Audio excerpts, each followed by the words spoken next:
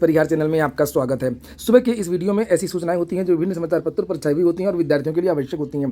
तो आइए शुरू करते हैं और देख लेते हैं कि आज के समाचार पत्रों में विद्यार्थी जीवन से संबंधित कौन कौन सी सूचनाएं। आगे बढ़ने से पहले एक सूचना उन विद्यार्थियों के लिए है जो विद्यार्थी बीपीएससी की भर्ती टीचर रिक्रूटमेंट एग्जाम यानी बिहार शिक्षक बहाली की तैयारी कर रहे हैं।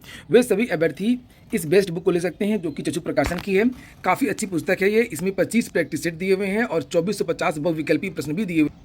चक्षु प्रकाशन की बिहार शिक्षक बहाली की और भी बहुत सारी पुस्तकें आती हैं, जैसे आप लोग यहाँ पर देख सकते हैं। ये पुस्तक समान अध्ययन की है जिसमें 20 प्रैक्टिस सेट है और ये जो पुस्तक है वो भाषा शिक्षक की है, अंग्रेजी और हिंदी की, जिसमें 25 प्रैक्टिस सेट हैं। बीपीएससी ने जो सिलेबस घोषित किया था, जो भी पाठ्यक्रम है, उसके हिसाब से ये पुस्तकें तैयार की गई हैं। सभी कापी किताबों की दुकानों में चक्षु प्रकाशन की ये बेस्ट बुक आपको मिल जाएंगी।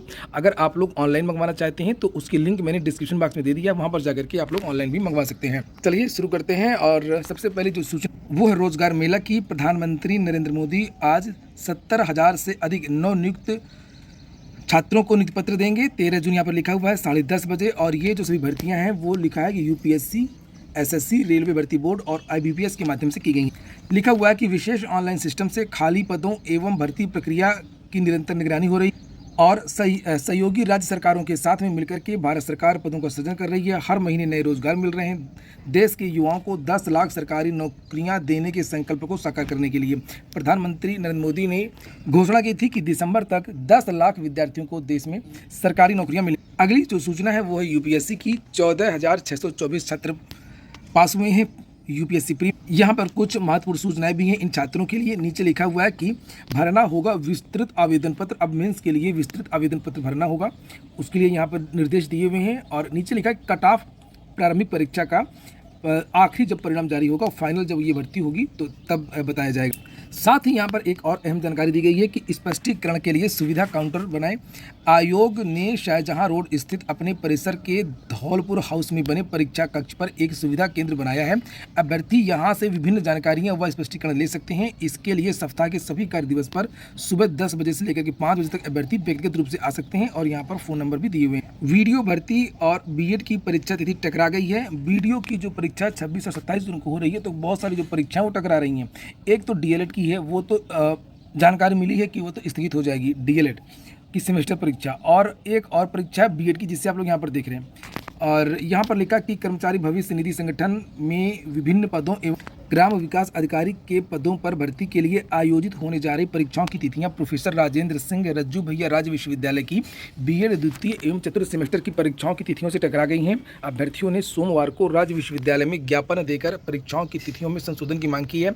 अभ्यर्थियों को राहत मिलने की उम्मीद है। उत्तर प्रदेश अधीनस्थ सेवा चयन आयोग ने ग्राम विकास अधिकारी के 1953 पदों पर भर्ती के लिए 1 जुलाई 2018 को विज्ञापन जारी किया था। अगली सूचना कल के धरना प्रदर्शन की है। उत्तर प्रदेश लोक सेवा आयोग में कल विद्यार्थियों ने प्रदर्शन किया था। विद्यार्थियों की मांग थी एलटी ग्रेड की नई शिक्षक भर्ती और एलटी ग्रेड 2018 की अवशेष श्रेष्ठता सूची यानी द्वितीय सूची।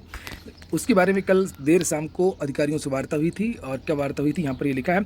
एलटी ग्रेड शिक्षक भर्ती के लिए समकक्ष अर्हता को लेकर के शासन ने अभी तक स्थिति स्पष्ट नहीं की है। इसी वजह से नई भर्ती का विज्ञापन अटका हुआ है।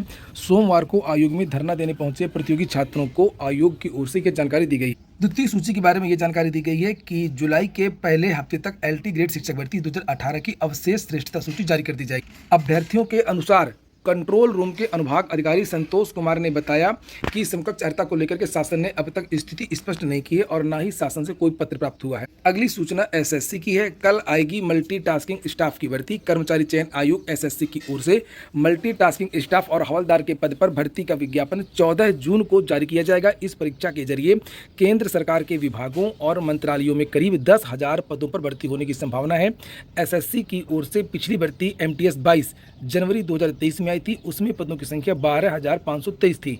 उसकी परीक्षा इस समय चल रही है। इस दौरान एसएससी की ओर से मिशन मोड पर भर्तियां हो रही हैं। अगले महीने सेंट्रल आर्म्ड पुलिस बल में सब इंस्पेक्टर और जूनियर इंजीनियर की भर्ती का विज्ञापन जारी किया जाएगा। अगली सूचना सीटेट की है। आज के समाचार पत्रों में लिखा कि अभ्यर्थियों को नहीं रास आ रहा है सीटीईटी का ऑफलाइन मोड। चूँकि 2 दिन पहले सीटेट ने एक नोटिस जारी की थी जिसमें ये कहा था कि परीक्षा इसकी ऑफलाइन होगी। 20 अगस्त को होनी है सीटीईटी के 17वें संस्करण की परीक्षा। ऑनलाइन से ऑफलाइन आने की वजह नहीं समझ पा रहे विद्यार्थी। केंद्रीय शिक्षक पात्रता परीक्षा का 17वां संस्करण ऑफलाइन मोड में होगा। अभ्यर्थियों को OMR सीट पर अपने प्रश्नों के उत्तर अंकित करने होंगे। 20 अगस्त को होने वाली परीक्षा के 2 प्रश्न पत्र होंगे। केंद्रीय माध्यमिक शिक्षा बोर्ड की ओर से जारी सूचना में स्पष्ट किया गया है कि पंजीकृत अभ्यर्थी निर्धारित केंद्र पर परीक्षा देंगे। और बहुत सारे विद्यार्थियों के यहाँ पर सुझाव वगैरह लिखे हुए हैं, उनकी सोच। जैसे कोई विद्यार्थी अंशुमान पांडे, इनका ये कहना है कि OMR में बहुत सारी गलतियां हो जाती हैं, सीरीज भरने में बहुत सारी गलतियां हो जाती है, भाषा इत्यादि भरने में, गोला वगैरह में बहुत सारी गलतियां हो जाती हैं ऑफलाइन में। और लिखा है कि उसमें जो ऑनलाइन परीक्षा होती है उसमें लॉगिन करते ही अनुक्रमांक से तमाम विवरण पहले से ही भरा मिल जाता है। और भी बहुत सारे छात्रों के यहाँ पर सुझाव लिखे हुए हैं। एक सुभाष चंद्र शर्मा है, एक है रेखाराम प्रतियोगी छात्र अशोकनगर की हैं, एक कौशल चौबे हैं।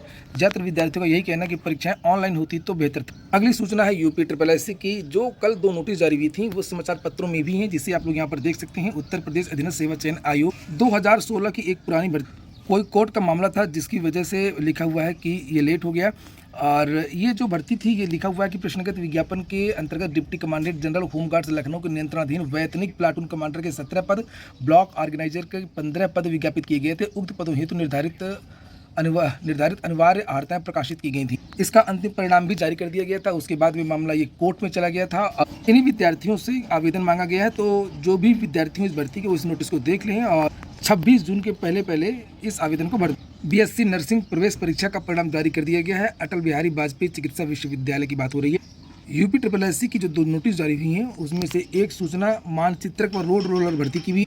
ये देखिए, एक और नोटिस जो जारी हुई है, वो राज्य कृषि उत्पादन मंडी परिषद की रोड रोलर व मानचित्रक भर्ती के चयनित अभ्यर्थियों का अभिलेख परीक्षण 21 और 22 जून को किया जाए। 15 पदों के लिए ये भर्ती हो रही है। 290 विद्यार्थियों को बुलाया गया है। तदर्थ को लेकर के भी कुछ सूचना है कि वेतन न मिला तो निदेशालय पर डेरा डालेंगे तदर्थ शिक्षक। उत्तर प्रदेश लोक सेवा आयोग, प्रदेश को अगले माह मिल जाएंगे 611 आयुर्वेद चिकित्सा अधिकारी। इस भर्ती के विद्यार्थियों का साक्षात्कार का कार्यक्रम जारी कर दिया गया है। इनका इंटरव्यू 20 जून से लेकर के 19 जुलाई तक होगा और इसमें 934 विद्यार्थी शामिल होंगे। राजकीय माध्यमिक विद्यालयों में अध्यापकों की भर्ती के लिए नियमावली जारी की गई है। लिखा मनचाही तैनाती को पास होना जरूरी है। माध्यमिक विद्यालयों का परिणाम ही शिक्षकों के तबादले का आधार बनेगा।